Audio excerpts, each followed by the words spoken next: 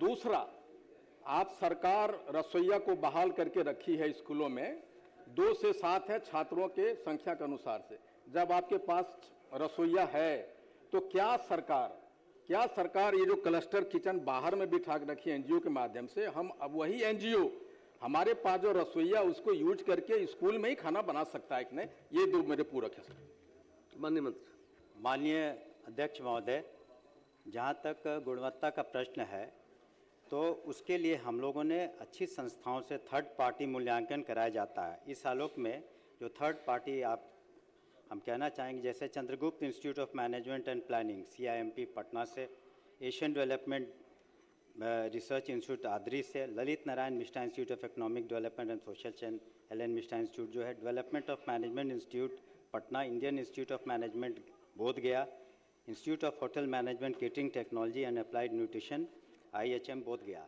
तो इन संस्थाओं से हम लोगों ने सरप्राइज चेकिंग कराया और इसके आधार पर कुछ महीनों में हम लोगों ने जो 6 केंद्रीकृत जो भी कुछ जगहों पर जो हैं उसमें से मशरक तथा परसा, खगड़िया, बहादुरगंज, नावानगर तथा चकाई जमुई की अवधि विस्तार नहीं दे करके इन लोगों की आपूर्ति बंद करा दी है, उनको रद्द कर दिया है, क्योंकि वहाँ पर जो गुणवत्ता में शिकायत मिली थी हम लोगों ने इन इंस्टीट्यूट से थर्ड पार्टी जांच कराया है। तो इसलिए, और रसोइयों का जहाँ तक माननीय मुख्यमंत्री के निर्देश पर उनका मानदेय भी दुगना हुआ और अधिकांश जगहों पर उन्हीं के द्वारा ये किया जा रहा है। लेकिन संख्या चूँकि छात्र छात्राओं की, कृपया माननीय महोदय सदन ये जानना चाहेगा, ये बताना चाहेंगे कि अमूमन जिस दिन हमारा स्कूल चलता है तो 1 करोड़ 3 लाख बच्चों को हम लोग मध्याह्न भोजन देते हैं और हम लोग के पास रसोइयों की संख्या करीब 2 लाख है। तो इस वजह से कई जगह ये ज़रूरत पड़ जाती है कि हम लोग NGO के माध्यम से इस तरह की कार्रवाई करें। तो कहीं भी रसोइयों के हित का हम लोगों ने नुकसान नहीं होने दिया है कि इसके कारण रसोइयों का हित नुकसानदेह, और अधिकांश जगहों पर वो बना रही हैं और इस तरीके से हम लोग कोशिश कर रहे हैं कि गुणवत्तापूर्ण हम लोग दें। श्री देवेश कांत सिंह, पूछ लीजिए। सवाल से जब मैं सहरसा में 4 विद्यालय में गया सर, और सारे लोगों ने मुझे शिकायत किया।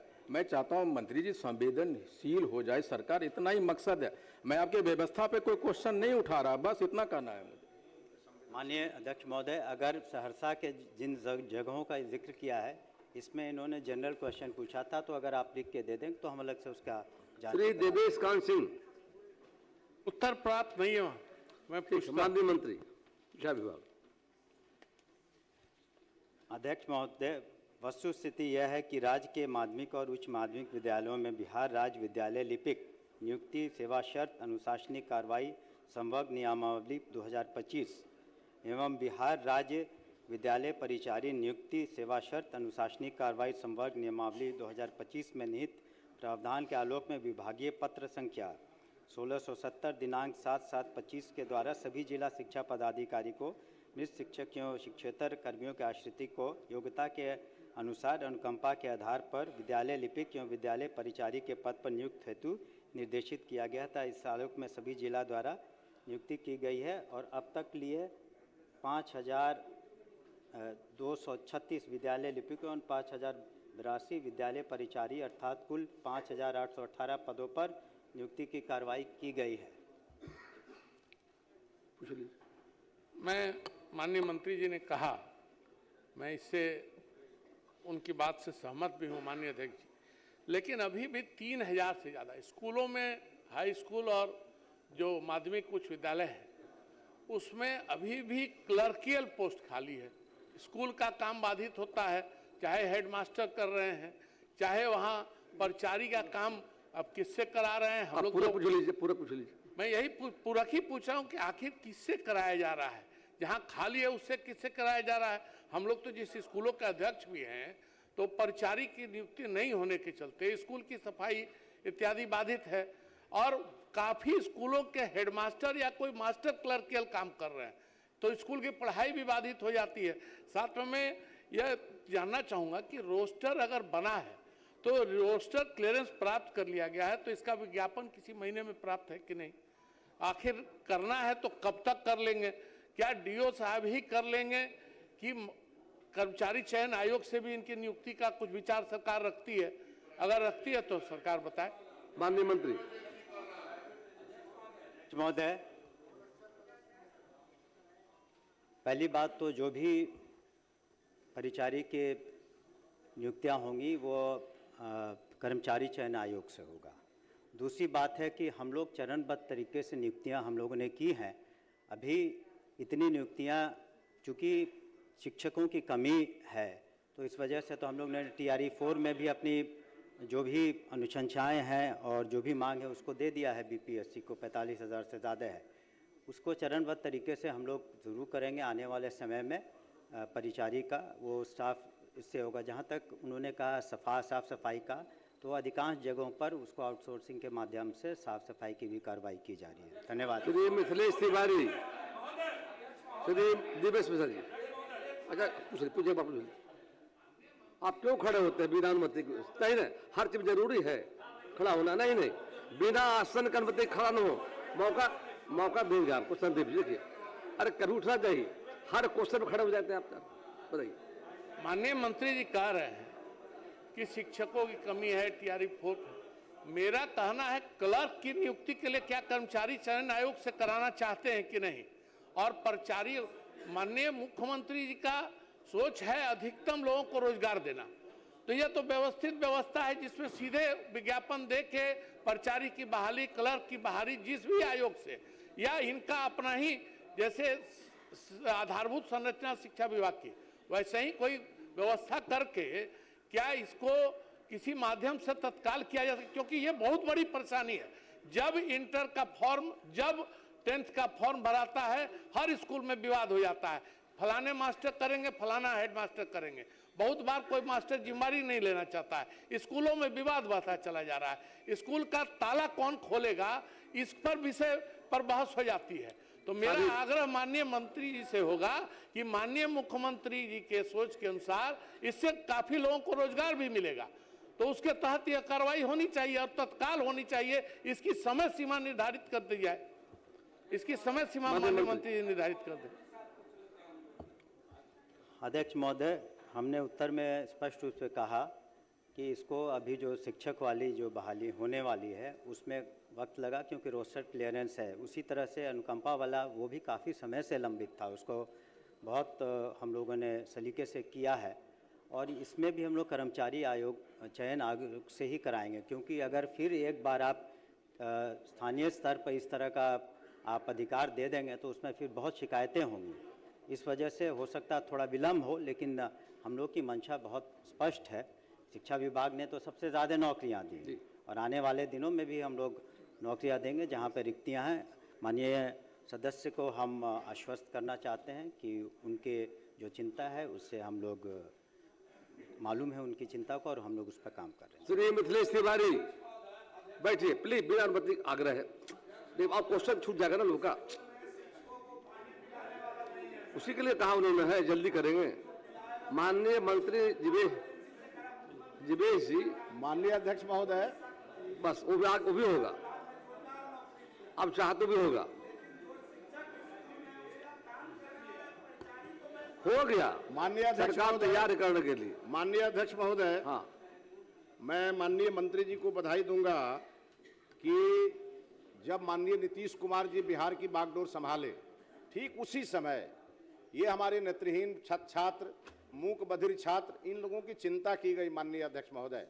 और उस समय जो विशेष शिक्षकों का प्रावधान ही नहीं था, फिर भी विशेष शिक्षक लगभग 805 विशेष शिक्षकों को सरकार ने उन्हें अनुबंध के आधार पर रखा, और वो पिछले 10 साल से न्यायालय में मुकदमा लड़ रहे थे कि हमारा रेगुलर कर दिया जाए। अभी 2025 में माननीय न्यायालय ने आदेश किया और माननीय मंत्री जी ने इसकी वैकेंसी निकाली, और लगभग 7,279 पदों पर विशेष शिक्षकों की नियुक्ति निकली। महोदय माननीय मंत्री जी का जवाब अच्छा है। मेरा इसमें केवल 2 ही पूरक है कि जिन 788 शिक्षक जो 20 साल से अपनी सेवा दे रहे हैं, और उनमें पात्रता परीक्षा से उत्तीर्ण मात्र 663 शिक्षकों के लिए क्या कोई पात्रता परीक्षा फिर से करेंगे? क्योंकि मात्र 125 शिक्षकों का ही समायोजन हो पा रहा है। और किन्हीं कारणों से, जैसे शिक्षकों के लिए, सामान्य शिक्षकों के लिए बार बार सरकार अवसर दे रही है, तो एक अवसर क्या विशेष शिक्षकों के लिए जो 20 साल से हमारे मूक बधिर और नेत्रहीन छात्रों को पढ़ा रहे हैं विभिन्न विद्यालयों में, तो क्या जो 663 शिक्षक छूट रहे हैं उनके लिए कोई शिक्षक पात्रता परीक्षा आयोजित करेंगे? और साथ ही साथ जिन 125 शिक्षकों का समायोजन हुआ है उनकी वरीयता कब से निर्धारित होगी महोदय? माननीय मंत्री।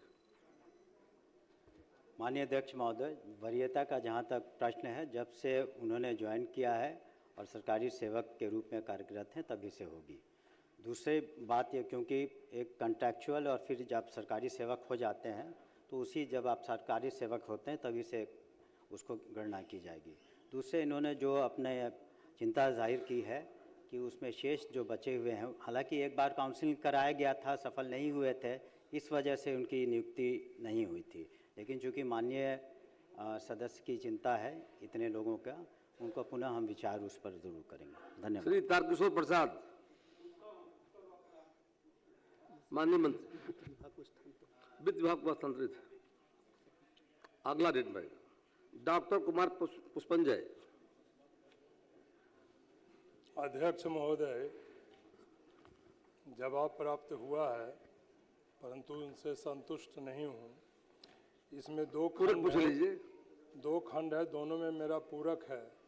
खंड 1 में मेरा पूरक है कि पार्टिकुलेट मैटर PM 2.5 की मात्रा बढ़ी हुई है।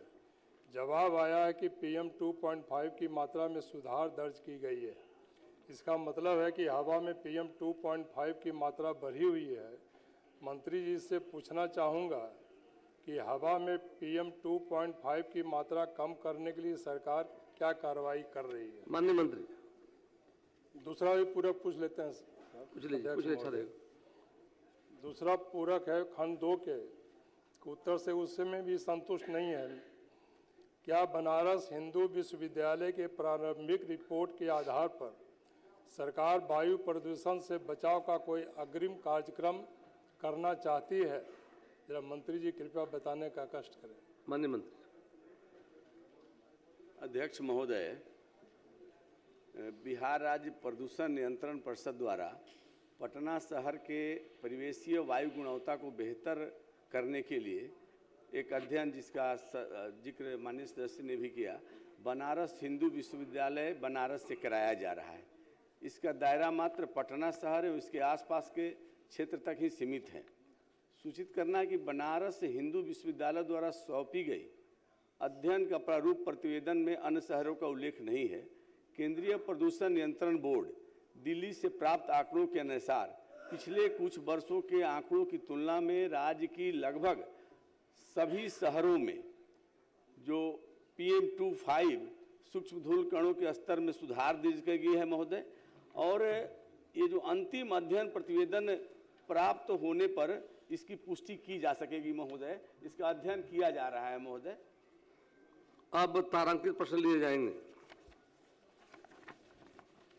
श्री अरुण सिंह।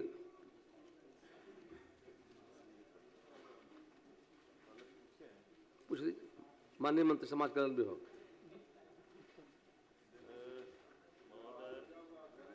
जवाब मिला है ना अरुण बाबू? नहीं मिला है? हम पढ़ देते हैं अध्यक्ष। पूरा पूछ लीजिए, पूरा पूछ लीजिए, पूरा पूछ लीजिए, बैठ जाइए। माननीय मंत्री जी पूरा पूछ ले रहे हैं। हमारा सवाल था रोहतास के पर्यवेक्षण गृह में बेड बढ़ाने का, 80 से 100 करने का। सरकार ने जो जवाब दिया है कि 50 बेड का हमने 21 जिलों में स्थापना किया है, तो कैमूर और बेगूसराय में नया हम बनाएंगे। चूँकि रोहतास में अटैच था कैमूर और रोहतास का, तो हम सरकार से इतना ही जानना चाहते हैं कि रोहतास 19 ब्लॉक का जिला है और कैमूर छोटा जिला है, सभी जगह क्या सामान्य रूप से 50 बेड का पर्यवेक्षण गृह बनाया जा रहा है? माननीय मंत्री। अध्यक्ष महोदय, राज्य में, पूरे राज्य में हमारा जो पर्यवेक्षण गृह है वह 21 जिला में है और 50 क्षमता का है। और इसमें ये संख्या, चूँकि बच्चे जो भी आते हैं विधि विवादित, तो आते और जाते रहते, परमानेंट तो रहते नहीं। और दूसरी बात, अभी हम लोग का पूरे राज्य में अगर संख्या देखेंगे तो 1224 है और 21 जिला में अगर है तो 150 है, कुछ ज़्यादा है। और अगर इसका हम लोग आकलन कर रहे हैं, कुछ जिला में जो क्षमता से कम भी बच्चे हैं, जैसे आपका रोहतास में मात्र 48 है, 50 क्षमता का है। तो इसको हम लोग आकलन करके जिस जिला में ज़्यादा बच्चे लगातार रह रहे हैं वहाँ पर हम लोग क्षमता विस्तार करेंगे। श्री गौतम कृष्ण।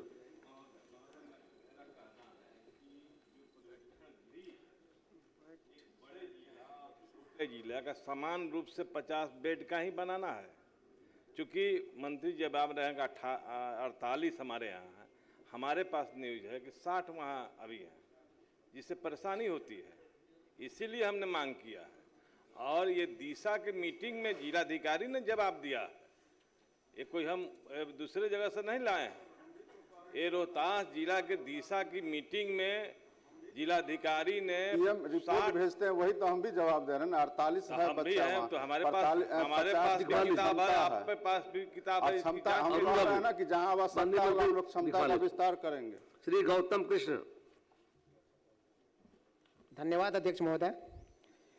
मैंने माननीय मंत्री शिक्षा विभाग से यह जानना चाहा था कि सहरसा जिला अंतर्गत नौहट्टा प्रखंड के सत्तौर पंचायत में नवसृजित प्राथमिक विद्यालय है जो नरगा में संचालित होती है। उस विद्यालय का भवन बेहद जर्जर है, किसी दूसरे के यहाँ विद्यालय संचालित है जहाँ शौचालय पेयजल की सुविधा भी सही से नहीं है। एक उस पे माननीय मंत्री जी की तरफ से उत्तर आया है जिसपे आपको लगता है कि उत्तर में कुछ जोड़ना यदि हो? उत्तर सर मैं सही नहीं है, तो इसलिए मैं और दूसरी बात है, मैंने 2 विद्यालय का जिक्र किया था, एनपीएस का और एक बिरजैन का, दोनों एक जगह मर्ज होकर के संचालित हो रहा है किसी दूसरे के दरवाजे पे। तो मैंने अनुरोध किया था शिक्षा मंत्री से कि एक तो दोनों पृथक भवन कब बनाए जाएंगे, और फिर जो जवाब आया उसमें था कि शौचालय है, पेयजल की समुचित व्यवस्था की गई है। तो किस पत्रांक दिनांक से भौतिक जांच रिपोर्ट माननीय मंत्री जी को वहां से विभाग से आया है कि क्या वो बताने की कृपा करेंगे? उत्तर में देखा होगा आपने, और 8 महीने का समय दिया हुआ है, 8 पूरा किया जाएगा। और 8 महीना समय इस शिक्षा विभाग ने तो ये माना है सर, मैं फोटो भी दिखाना चाहता हूँ, बेहद जर्जर स्थिति में है। सरकार तैयार करने के लिए, सरकार तो तैयार है, इसका मतलब है मान रही है सरकार की वहाँ विद्यालय बहुत खराब स्थिति में है, लेकिन इतने दिनों से क्यों नहीं, ये प्रश्न था मेरा। कुल मिला के क्लास कक्षा 1 से लेकर कक्षा 12 तक 76,000 से ज़्यादा स्कूल हैं। तो कई अधिकांश स्कूलों में हम लोग कार्रवाई करें BSIDC से।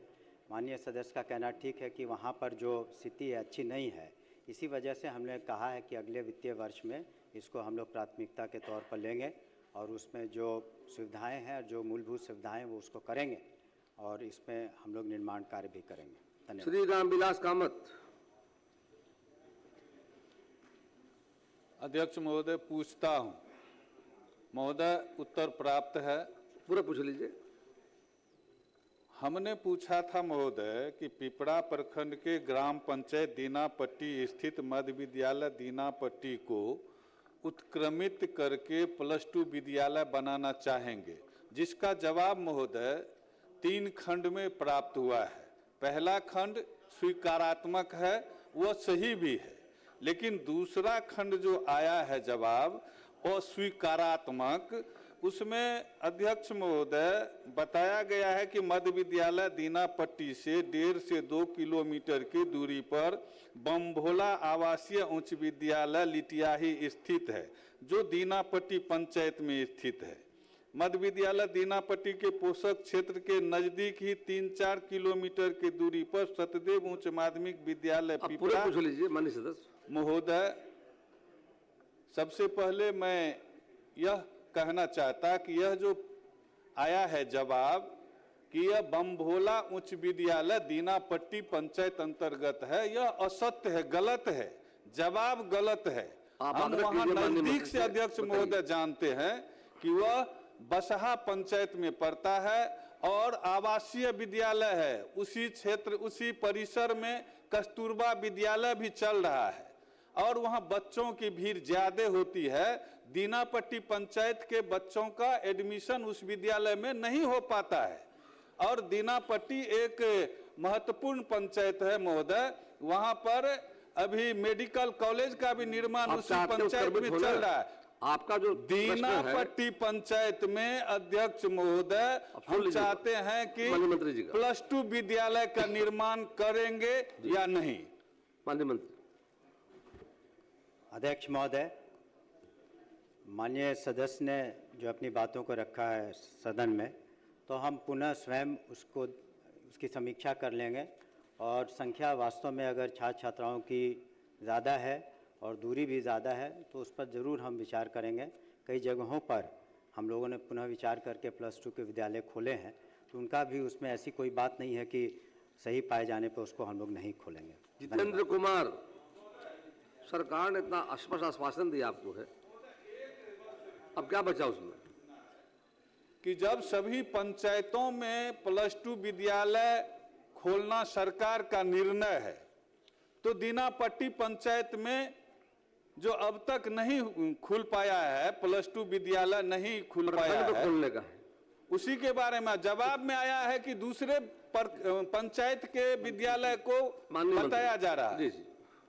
वो वहाँ हमने तो कहा ही महोदय कि इसको हम स्वयं देख लेंगे और माननीय सदस्य को भी सूचित कर देंगे कि हम लोगों ने इस पर निर्णय ले लिया। जितेंद्र कुमार। अध्यक्ष महोदय, जवाब आया है महोदय और अधिकारियों ने महोदय उत्तर भ्रामक दिया है। महोदय, नालंदा जिला में तत्कालीन शिक्षा पदाधिकारी द्वारा स्कूल में बेंच डेस्क भेजने के क्रम में भारी पैमाने पर वित्तीय गड़बड़ी की है महोदय, और जिला निगरानी समिति के द्वारा और धावा दल के द्वारा भी जांच किया गया महोदय, जिसमें कि दोष सिद्ध हुआ है महोदय। दोषी पाए गए हैं तत्कालीन शिक्षा पदाधिकारी। फिर भी महोदय उन्हें रिवार्ड के तौर पर RDDE पटना बना दिया गया। तो क्या महोदय ऐसे पदाधिकारियों को निलंबित करते हुए इन पर विभागीय कार्रवाई करने का विचार सरकार रखती है? माननीय मंत्री। माननीय अध्यक्ष महोदय, चूँकि माननीय सदस्य संतुष्ट नहीं है जो पूर्व में जो समीक्षा की गई कनीय पदाधिकारियों के द्वारा, तो उसकी हमने अलग से भी माननीय सदस्य ने हमको इस बारे में जानकारी दी है। तो वो निश्चिंत रहें कि हम लोग इसको मुख्यालय स्तर पर इसको पुनः इसकी समीक्षा करेंगे और अगर कहीं भी गलती या गबन का मामला आएगा तो किसी भी दोषी को हम लोग बख्शेंगे नहीं। इसके लिए सुनिश्चित हम लोग कार्रवाई करेंगे। श्री शैलेश कुमार प्रफुल्ल मंडल। महोदय, एकदम स्पष्ट है महोदय, ये वरीय पदाधिकारी, जिला के वरीय पदाधिकारी, DM, उप विकास आयुक्त लोगों ने जांच किया है और ये दोषी पाए गए हैं और बृहद पैमाने पे वित्तीय गड़बड़ी है महोदय, और फिर भी इन्हें RDDE बना दिया गया। तो ऐसे मामले में महोदय तत्काल उन्हें निलंबित करते हुए विभागीय कार्रवाई या वरिष्ठ स्तर पर, राज्य स्तर पर इसकी जांच करवाते हुए इनसे जो वसूली की गई है, बेंच उपस्कर में नाजायज वसूली की गई है महोदय, उसकी सरकार वसूल करना चाहती है, ये हम स्पष्ट जानना चाहते हैं। अध्यक्ष महोदय, हमने कहा कि इसे डायरेक्टर पर मुख्यालय से ही पुनः समीक्षा जरूर करा लेंगे और वैसे भी जो DO पूर्व में दोषी पाए गए हैं इस तरह के मामले में, उन पर हम लोगों ने FIR और सख्त कार्रवाई भी की है। ऐसा नहीं है कि उनको किसी तरीके का उनको रिलीफ दिया जाएगा और ये सेशन जैसे खत्म होता है तो ACS के स्तर पर इसकी हमसे समीक्षा करवा करके कार्रवाई करेंगे। शैलेश कुमार प्रफुल्ल मंडल, बैठिए, हो गई बात। शैलेश कुमार प्रफुल्ल मंडल। सरकार ने कहा कार्रवाई की जाएगी, विश्वास कीजिए, प्लीज बैठ जाइए। सरकार कार्रवाई की बात कर रही है।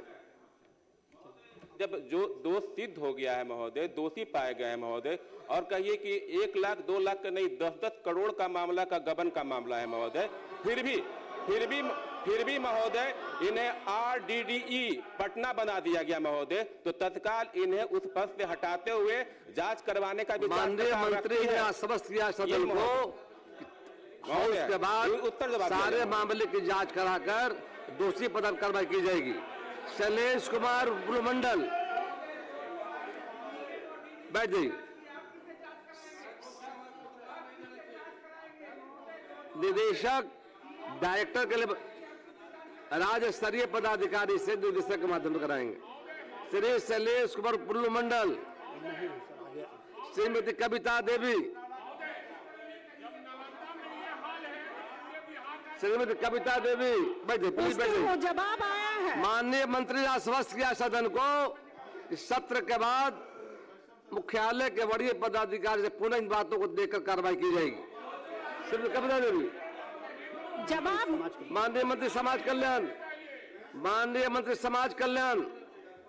अध्यक्ष महोदय, जवाब दिया हुआ है। जवाब मिल गया है कविता जी। जवाब मिली है, लेकिन हम ये जानना चाहते हैं 20 से लेकर 24 तक जो राशि भुगतान नहीं किया गया है को भुगतान होगी। माननीय मंत्री। अध्यक्ष महोदय, अभी हम लोगों ने विभाग स्तर पर इसका निर्णय लिया है कि जो जीविका दीदी के माध्यम से हम लोग ये जो ड्रेस आंगनबाड़ी केंद्र में जो बच्चे नामांकित है उनको हम लोग 2-2 सेट पोशाक देंगे और उसका शुरुआत भी हो चुका है। और अभी जो 24-25 का है वो राशि है उसको भी हम लोग आगे सब बच्चों को दे करके इसको हम लोग देंगे। हम जानना चाहते हैं मंत्री जी से कि 20 से लेकर 24 तक जो भुगतान नहीं हुआ है उसका कब तक होगा? महोदय, हम लोग तो जवाब दिए हैं ना कि 22-23 में भी हम लोग दिए हैं, 23-24 में भी दिए हैं और 24-25 का राशि जो हम लोग 25-26 में दिए हैं। श्री अरुण सिंह। जवाब तो आया है। हमारा क्वेश्चन था कि विक्रमगंज में मल्टी ओपन जिम खोला जाए। सरकार का जवाब है कि विक्रमगंज में मल्टी ओपन जिम के भवन का काम चल रहा है, खिड़की लगाना है, ये दरवाज़ा लगाना है, इसके बाद स्थापित हो जाएगा। मैं इतना ही जानना चाहता हूँ कि वो किस जगह पर मल्टी ओपन जिम बन रहा है। दूसरा इसमें है कि किस विभाग के जरिए पैसा को लोकेट किया गया है।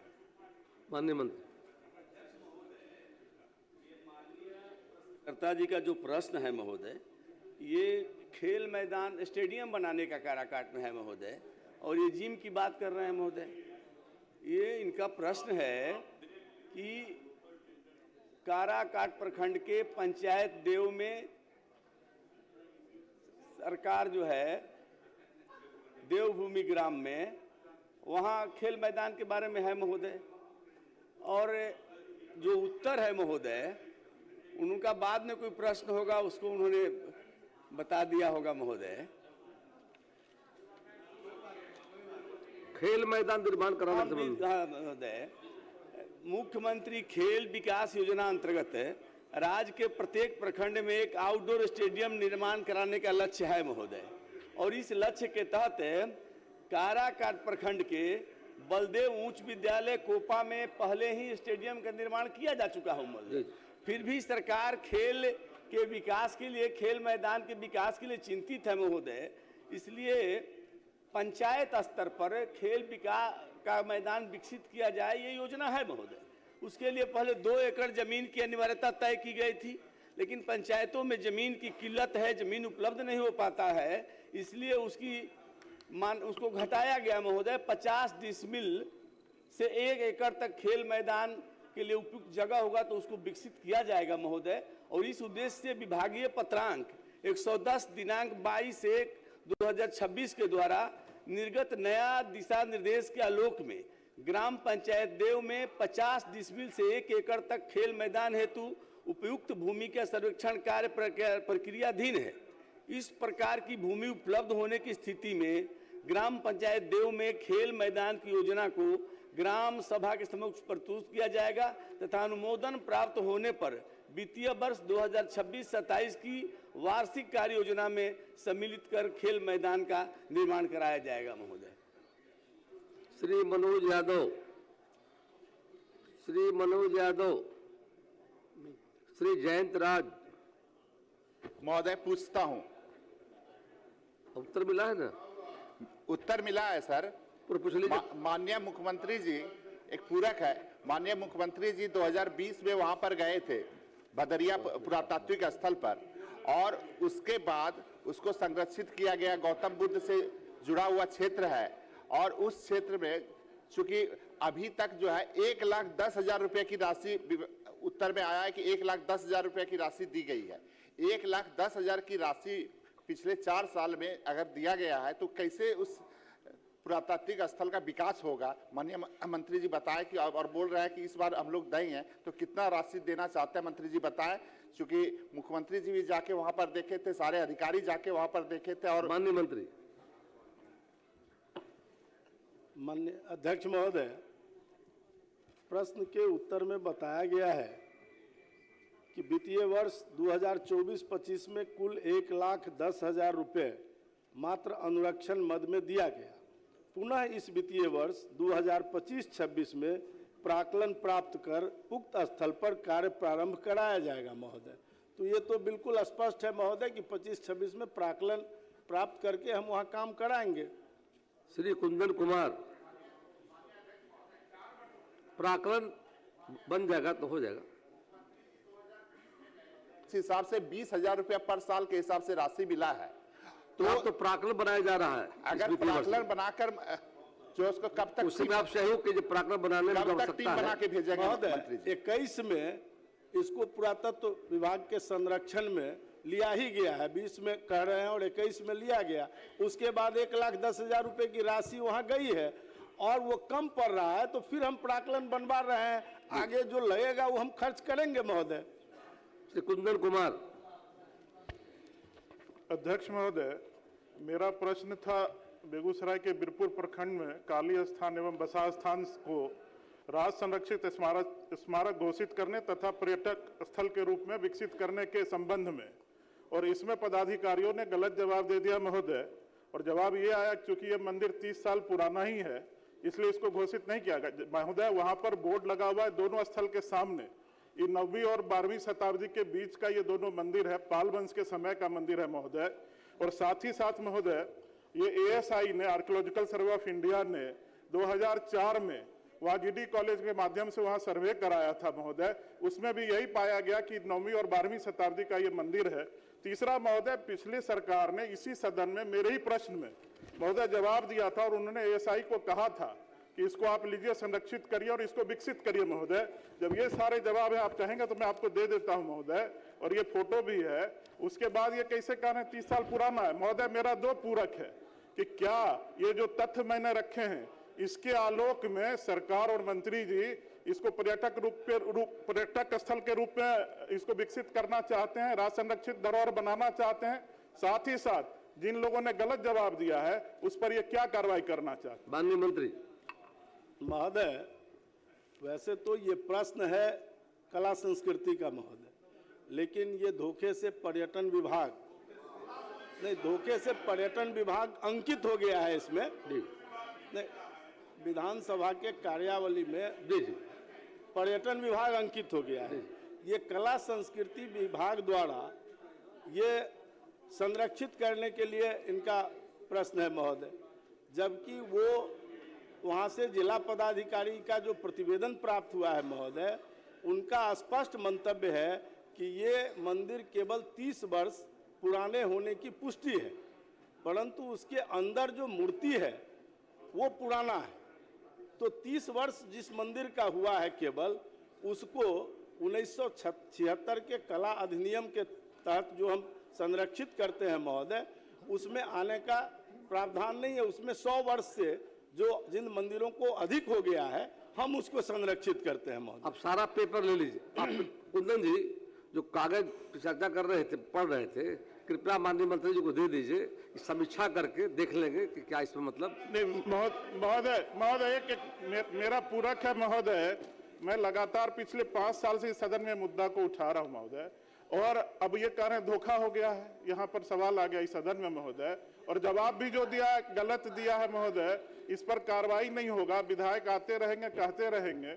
तो ये कब तक, ये इतना इंपॉर्टेंट है महोदय। इसके रिसर्च के पेपर में यूनिवर्सिटी में जो सबमिट किया गया महोदय, ये कहता है कि 9वीं और 12वीं शताब्दी में कैसे हिंदुइज्म सारी बातों को रखा है और बुद्धिज्म को एग्जिस्ट करता आपने था सारी बातों को रखा है, कैसे हिंदुइज्म और बुद्धिज्म को एग्जिस्ट करता था महोदय। माननीय मंत्री निश्चित तौर पर समीक्षा कर लेंगे महोदय, और इसको ये नहीं करना चाह रहे हैं। आपने जिन कागजों की चर्चा की है, निश्चित माननीय मंत्री समीक्षा कर करके आपको बुला भी लेंगे, कक्ष में बुला समीक्षा करके देख लीजिए सारी बातों। मैंने ये नहीं कहा कि विभाग ने गलत उत्तर दिया है, यहाँ टंकन की भूल से कला संस्कृति का आज प्रश्न का डे है और पर्यटन के नाम से पूरा समीक्षा हो गया है, इसलिए चर्चा हो रही है, भ्रम हो रहा है महोदय। माननीय सदस्य जो कह रहे हैं विभाग के मंत्री माननीय आप ही हैं जाकर के जी, और जो माननीय सदस्य की इच्छा है महोदय वो साक्ष्य दे दें, हम फिर से उसकी जांच करा लेंगे महोदय। अगर वो 100 साल पुराना निकल जाएगा तो हम उसको संरक्षित कर लेंगे।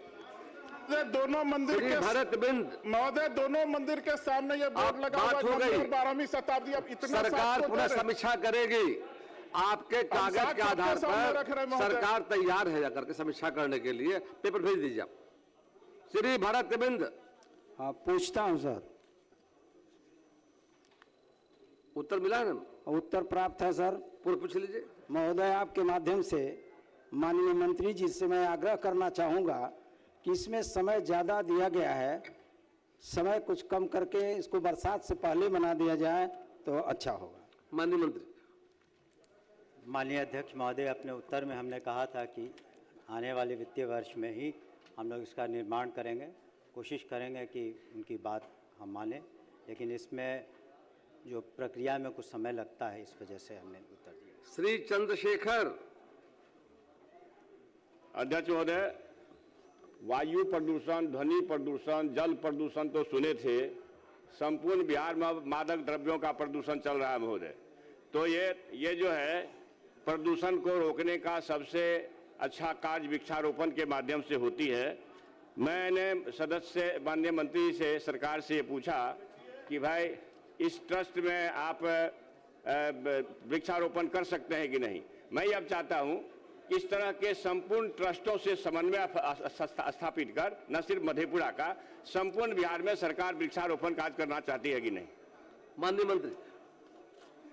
अध्यक्ष महोदय, माननीय सदस्य का प्रश्न ये था कि जो मधेपुरा प्रखंड के मदनपुर पंचायत के राम जानकी ठाकुरबाड़ी एवं जीवचपुर के वार्ड नंबर 7 अवस्थित पोखर का जांच करा, मैंने पोखर पे वृक्षारोपण से संबंधित था महोदय, इनका जल संरक्षण के लिए इसकी जांच कराई गई महोदय, जांच कराई गई और जांच में पाया गया कि जो मधेपुरा जिला अंतर्गत मधेपुरा प्रखंड के मदनपुर पंचायत के श्री राम जानकी ठाकुर बाड़ी जीवचपुर के वार्ड नंबर 7 अवस्थित पोखर का जो जमीन है महोदय, वह मदनपुर पंचायत के श्री राम जानकी ठाकुर बाड़ी के पास का है, पोखर है महोदय। तो ट्रस्ट की भूमि है महोदय, जहाँ राम जानकी ठाकुर बाड़ी ट्रस्ट की भूमि है। तो ट्रस्ट द्वारा पौधारोपण हेतु जब आवेदन समर्पित किया जाएगा महोदय, तो वहाँ पौधारोपण का कार्य किया जा सकता है। और दूसरा जो महोदय इसमें है कि जीवचपुर के वार्ड नंबर 7 अवस्थित पोखर पर वृक्षारोपण का, तो उसका जांच कराया गया महोदय। वो भूमि निजी है महोदय, जिस पर जमीन मालिक के द्वारा कृषि वानिकी योजना अंतर्गत पौधारोपण किया जा सकता है एवं वन विभाग जमीन मालिक के मांगे जाने पर आवश्यकता अनुसार कृषि वानिकी योजना के तहत पौधों की आपूर्ति करा सकता है महोदय। एक राम जानकी ट्रस्ट का जमीन है महोदय, दूसरा जमीन निजी जमीन है, तो वो अगर चाहेंगे तो वहाँ वृक्षारोपण का काम हो सकेगा महोदय।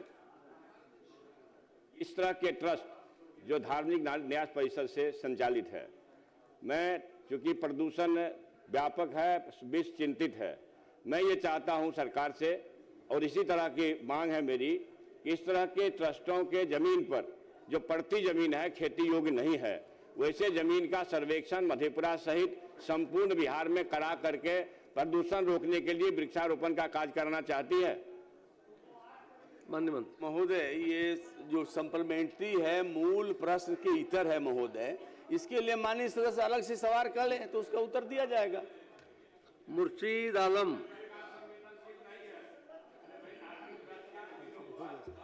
वृक्षारोपण कर देंगे प्रतिपक्ष तो क्या होगा सरकार को जवाब देने में? सरकार बहुत संवेदनशील है और माननीय सदस्य भी संवेदनशील है, तो इस पर विचार किया जाएगा, सकारात्मक विचार किया जाएगा।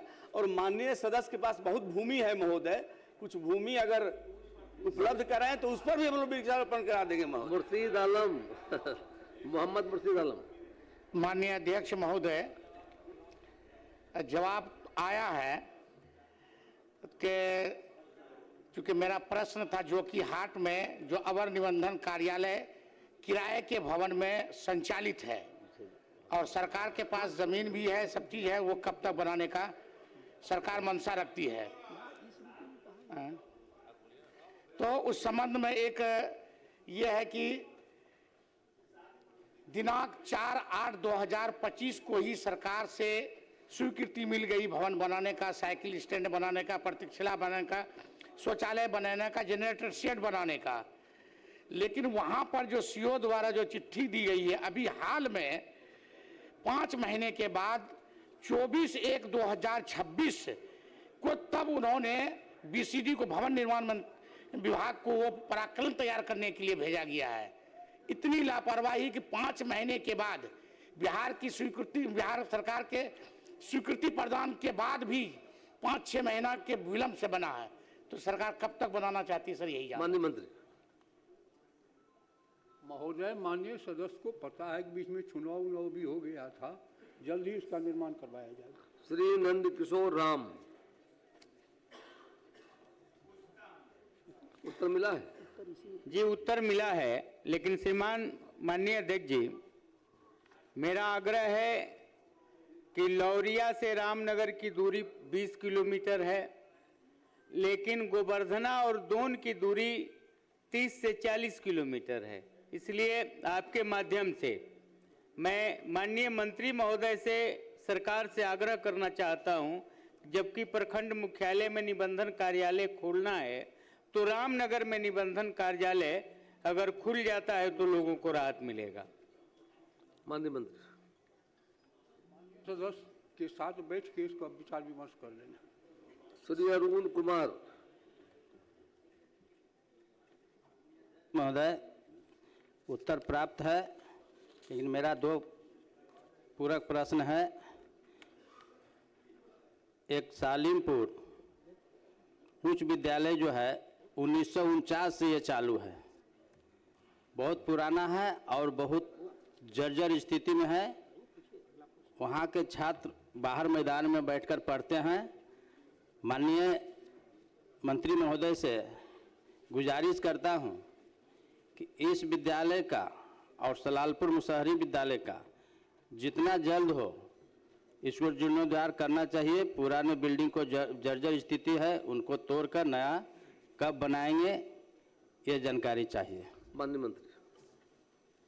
माननीय अध्यक्ष महोदय, माननीय सदस्य ने जो प्रश्न किया था वो तो एक प्राइवेट स्कूल का था जिसका हम लोगों ने उत्तर दिया, और ये इनका नया जो इन्होंने अपना ऑब्जर्वेशन किया और जो मांग की है, निश्चित रूप से हम लोग तो संकल्पित हैं कि सभी इस तरह के स्कूलों को और ख़ास करके वैसे स्कूल जो पुराने हैं उसको प्राथमिकता के तौर पर हम लोगों ने सूची भी बनाई है।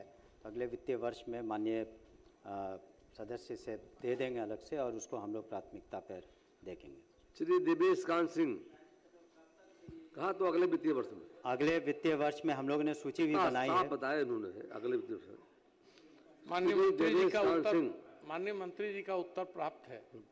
मेरा 2 पूरक है। इन्होंने कहा और जवाब में भी लिखा है कि व्यावसायिक शिक्षा, कंप्यूटर, एआई, हेल्थ केयर शिक्षकों के लिए अनिवार्य मासिक बैठक कराई जा रही है और उसके माध्यम से, लेकिन मेरा कहना सर ये है, शिक्षकों को बहाल किया गया है शिक्षा देने के लिए और हमारी मांग है कार्यालय सहायक और परिचारी बहाल करने के लिए। माननीय मुख्यमंत्री ने घोषणा की है कि हम नौकरियां देंगे, हम लोगों को रोजगार देंगे और बिहार सरकार इसके लिए धन्यवाद की पात्र भी है कि शिक्षकों की बहालियां हुई है, डॉक्टरों की बहालियां, एएनएम, जीएनएम सब हुई। लेकिन वैसे स्कूल जो प्राइमरी या मिडिल है उसमें सरकार का विचार जवाब में है कि अभी ऐसा कोई प्रावधान नहीं है कि हम कार्यालय सहायक या परिचारी, तो क्या सरकार उन स्कूलों को कार्यालय सहायक की जगह पर मास्टरों से काम करा रही है? तो करा रही है। इन्होंने कहा कि हम उसके लिए ट्रेनिंग दे रहे हैं, डाटा एंट्री चाहे अन्य चीज जितने भी योजना है वहाँ का सब करा रहे। और परिचारी का काम किससे कराएंगे? वो किस शिक्षक से पानी पिलवाएंगे? माननीय मंत्री।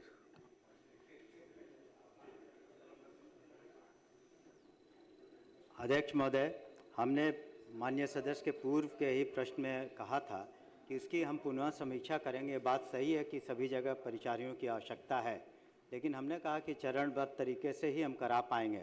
हम लोगों की भी एक सीमा है कि जो अभी टीचर्स का हम लोगों को करना है, उसके बाद साथ ही साथ अभी हम लोगों ने यदि याचना स्पेशल टीचर्स जो दिव्यांग छात्र छात्राओं को पढ़ाएंगे, वो हमारी प्राथमिकता है। ऐसी बात नहीं है कि हम लोग कराना नहीं चाहते हैं या कराएंगे नहीं, लेकिन ये प्राथमिकता के तौर पर उसके बाद तो बहुत शिकायतें आएंगी, इस वजह से हम लोग नहीं कर रहे थे।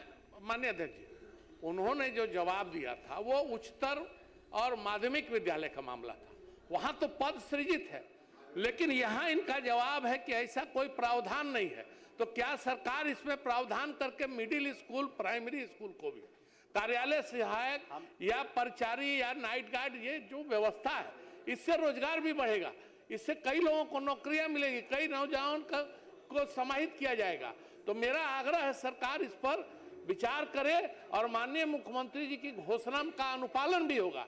तो शिक्षा विभाग का मामला है, माननीय मंत्री जी इस पर क्या करें? उन्होंने जो कहा वहां तो व्यवस्था है, उसकी बहाली बाकी है, वो आयोग से होगा चाहे कर्मचारी आयोग। मेरा कहना है मिडिल स्कूल क्लास 1 से क्लास 8, इस दोनों के बीच प्राइमरी और मिडिल स्कूल में इनका कहना नहीं है, तो वो व्यवस्था हो सकती है कि नहीं? माननीय अध्यक्ष महोदय, मैं सदन को सूचित करना चाहूँगा, जब अनुकंपा की नियुक्तियाँ की बातें आई तो वह पद हमें सृजित कराने पड़े। जो परिचारी का या क्लर्क का जो पद था वो हमें सृजित कराने पड़े, तब जाकर ये नियुक्तियाँ हुई। तो हमने इसी संदर्भ में कहा है, न कि मिडिल स्कूल और हाई स्कूल के संदर्भ में, कि इसकी हम लोग समीक्षा करा लेंगे और आवश्यकता अनुसार और जो हमारे पास पैसे हैं, जो है हमारे पास जो अलॉटमेंट है, सारी चीज़ों को दिखा करके, ऐसे नहीं है कि हम जब ज़रूरत पड़ी है तो हम लोगों ने पदों को सृजन कराया है। हमने अनुकंपा वाली नियुक्तियों के बारे में माननीय मुख्यमंत्री जी से मिल करके फिर कैबिनेट से करवाया था 5,500 पद। तो यहाँ भी हम लोग उसको पुनः विचार करेंगे, आवश्यकता पड़ी जैसा कि वो कह रहे हैं तो निश्चित उसको हम लोग फेवरेबल तरीके से देखेंगे। श्रीमती गायत्री देवी। अध्यक्ष महोदय, माननीय मंत्री जी उत्तर दिए हैं, उत्तर प्राप्त है। मेरा प्रश्न यह है कि सीतामढ़ी जिला के परिहार प्रखंड में 27 पंचायत है तथा 250 से अधिक प्राथमिक, मध्य तथा उच्च विद्यालय संचालित है। इतने अधिक विद्यालयों में प्रभारी संचालन हेतु शिक्षा सेवा संवर्ग के पदाधिकारी की नियुक्ति आवश्यक है। विभागीय पदाधिकारी के पदस्थापित रहने से कार्यों की कुशलता पूर्वक संचालन होता है। अतः 250 से अधिक विद्यालयों के प्रभारी संचालन हेतु माननीय मंत्री जी शिक्षा सेवा संवर्ग का पदाधिकारी का कब तक स्थापित करेंगे, समय सीमा बता दें। इन्हीं सब अनुश्रवण सही तरीके से हो और कमियों को देखते हुए अंत में हमने स्पष्ट रूप से लिखा है कि अनुश्रवण शिक्षा के विकास तथा राज्य सरकार द्वारा संचालित योजनाओं के विद्यालय स्तर पर प्रभावी क्रियान्वयन सुनिश्चित करने के लिए औसतन लगभग 10 पंचायतों पर एक सहायक शिक्षा विकास पदाधिकारी के लिए कुल 935 पदों का सृजन किया गया है। उन पदों पर नियुक्ति हेतु बिहार लोक सेवा आयोग पटना द्वारा विज्ञापन प्रकाशित कर अग्रेतर कार्रवाई की जा रही है। माननीय सदस्य ने जो अपनी चिंता जाहिर की,